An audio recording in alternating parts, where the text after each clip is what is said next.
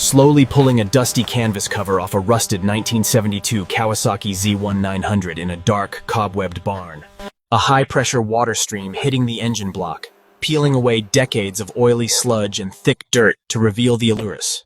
Close-up of a socket wrench unscrewing a hex bolt from the engine casing, with small flakes of rust falling on, scrubbing the aluminum cooling fins of the engine with a stiff nylon brush and foaming degreaser, creating thick white suds.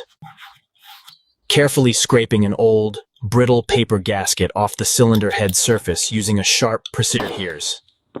Applying metal polish to the dull clutch cover and buffing it with a microfiber cloth until a mirror-like ritz. An angle grinder with a wire wheel stripping orange rust from the motorcycle's tubular steel frame, sending small... Spraying a perfectly smooth coat of high-gloss black paint onto the refurbished frame inside a professional paint booth.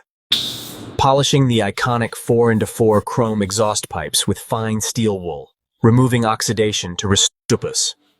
Hand sanding the teardrop-shaped fuel tank with fine grit sandpaper, creating a thin layer of orange paint dust. Applying a deep candy orange and brown fireball paint scheme to the tank, finished with a wet-look high-gloss clear coat.